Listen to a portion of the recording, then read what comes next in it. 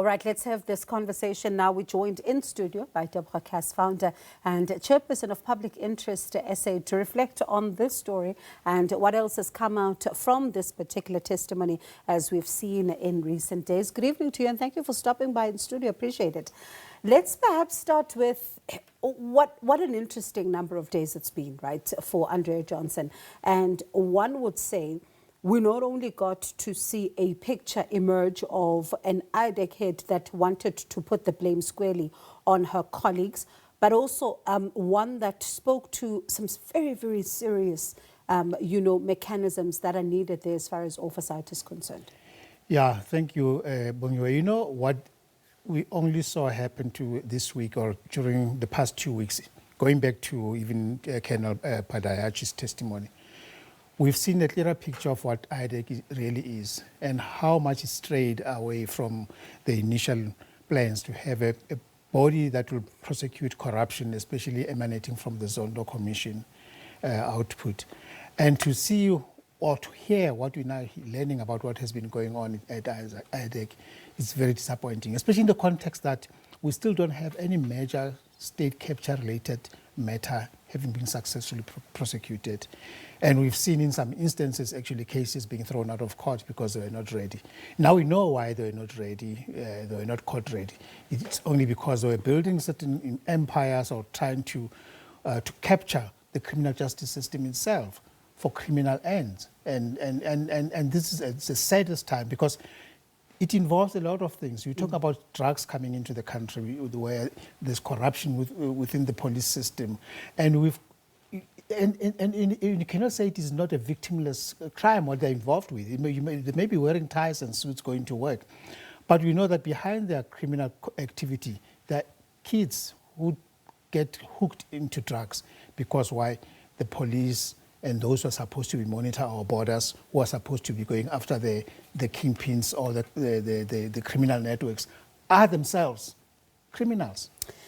There's a big question that was going through my mind as I've been listening to her, and particularly today when, as you say, it became clearer the straying away from the mandate, as she really went and had a difficult time under, questioning.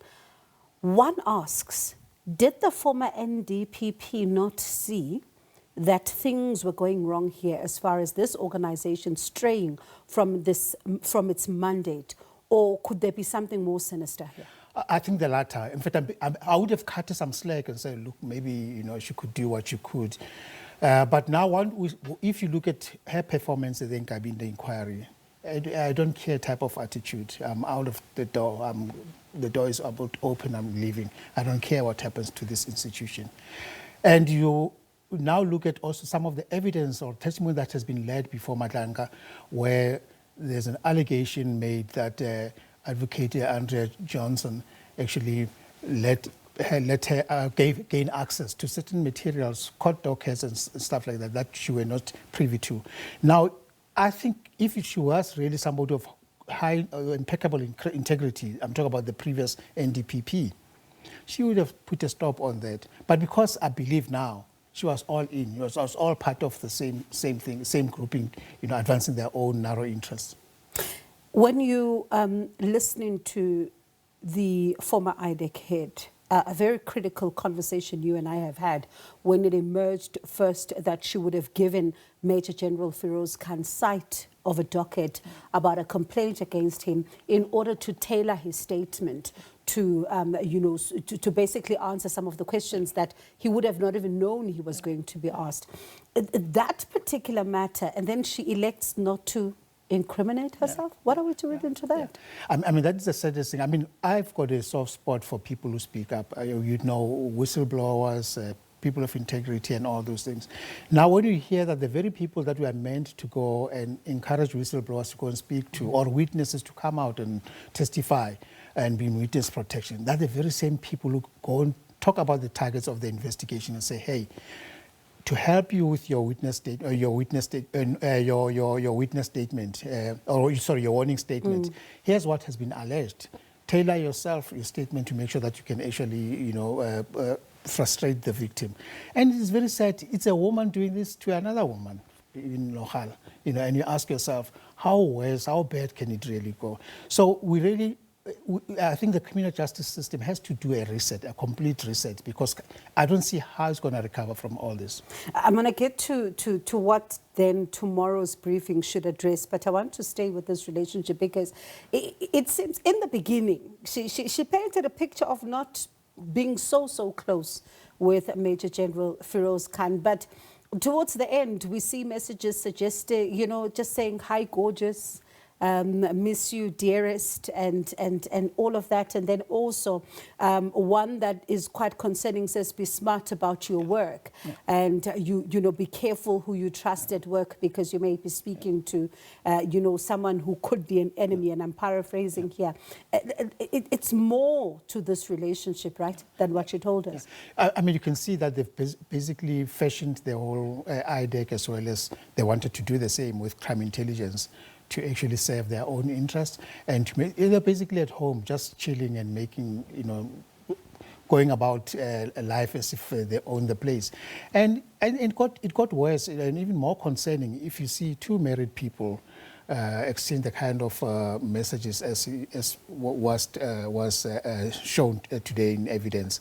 And you ask yourself, what it is that people could really find themselves so much compromised or compromising themselves in circumstances where they are married and there are children involved, and what sort of message are they sending to in terms of integrity? I mean, they're not carrying themselves they're not clothing themselves with integrity to the extent that we expect of them.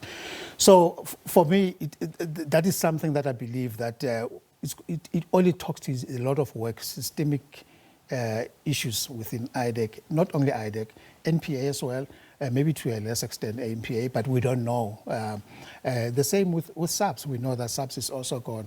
And what actually makes it even more difficult, because there's interrelation between all these various entities, DPCI, SABC, NPA, and IDAC. They're all interrelated. Now you ask yourself, could it be the reason behind why we don't see successes in stymieing